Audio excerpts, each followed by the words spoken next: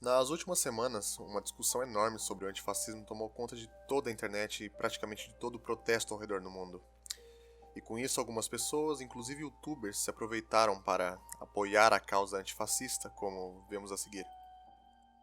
O fascista é 100% machista e se orgulha disso. O grande símbolo do fascismo é o homem de bem, trabalhador e pai de família. Enquanto o papel das mulheres é apenas gerar novos cidadãos para o regime, tendo cada vez mais filhos. E eu só tenho a dizer muito obrigado, Felipe Castanhari.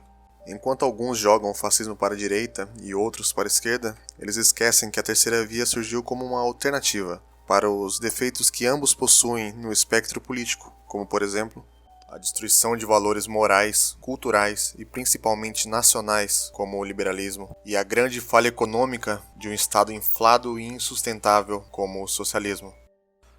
O fascismo em si é idealizado por Benito Mussolini, mas a terceira via, em geral, é idealizado antes mesmo do fim da Primeira Guerra Mundial em toda a Europa, principalmente na Itália.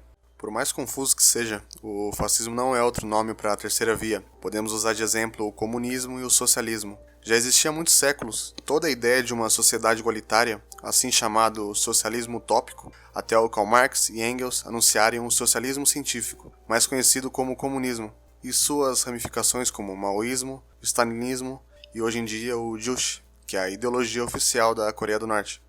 Com esse exemplo, podemos afirmar que uma ideia de uma terceira via, uma terceira opção, já existia há muito tempo. Até a sua primeira tentativa, a sua primeira ideologia, que foi a doutrina do fascismo de Benito Mussolini, e suas várias outras ramificações como principalmente o nazismo, o franquismo na Espanha e exemplos nacionais como o Estado Novo do nosso querido Getúlio e a ação integralista brasileira de Plínio Salgado, que nunca chegou a ser de fato uma tentativa, mas uma ideologia completa. Agora que já temos em mente o que é a terceira via, passamos a explicar o fascismo, segundo a nossa própria ideologia, livre de afirmações imparciais e pressão globalista, diferente da mídia e de youtubers que se dizem historiadores. O fascismo pode ser resumido em uma doutrina de renascimento nacional. Na época da ascensão aqui no Brasil, ouvíamos sobre o despertar do Brasil e um senso patriótico fervoroso, que até então nunca mais foi visto.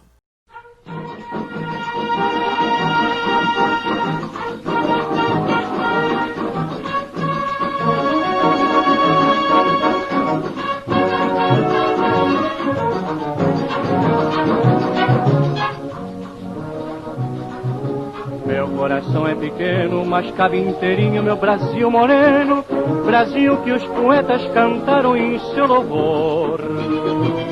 E eu, qual feliz seresteiro, lembrando cantar do altar jangadeiro, vencendo a fúria do mar, dia e noite a cantar, Brasil. Meu Brasil de verde mar, gigante que desperta de um sono secular. Brasil, orgulho do brasileiro, tens no leme do teu barco um heróico timoneiro. Brasil, meu Brasil de Caxias, herói consagrado, patrão de meu povo. Brasil, meu Brasil tão querido, espelhas o mundo com um estado novo. Eu vou cantando feliz estes versos que fiz em teu louvor, que é uma mensagem sincera do teu trovador.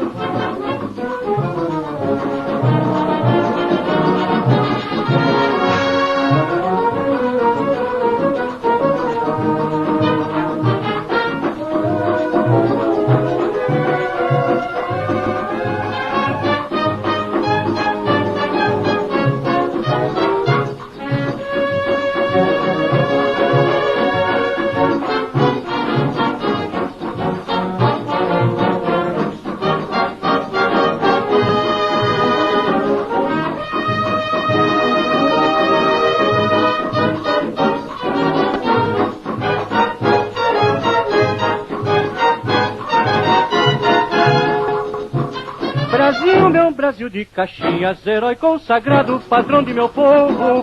Brasil, meu Brasil tão querido, espelhas o mundo com um estado novo. Eu vou cantando feliz estes versos que fiz em teu louvor, que é uma mensagem sincera do teu trovador.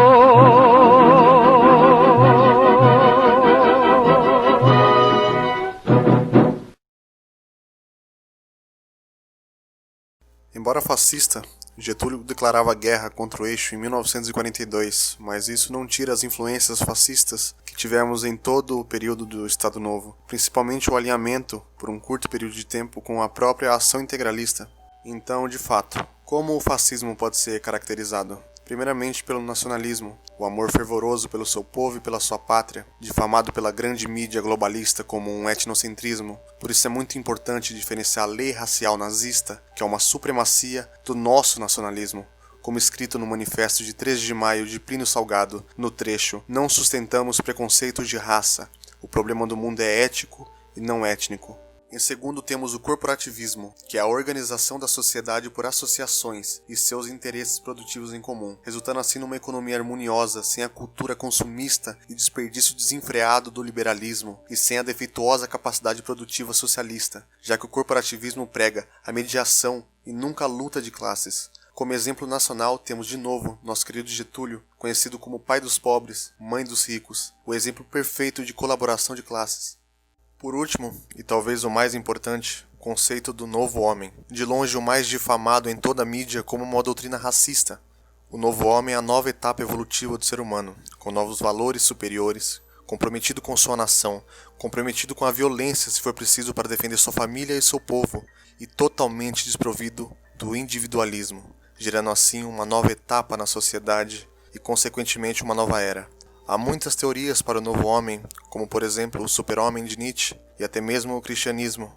Em resumo, são estes os 3 principais pilares fundamentais do fascismo. Eu ainda vou postar detalhadamente sobre cada tópico listado e também os não listados no vídeo. O intuito do vídeo é mostrar o quão importante é não deixar ser envenenado pela grande mídia, que usa o fascismo como bode expiatório há tantos anos para problemas que eles mesmos causam.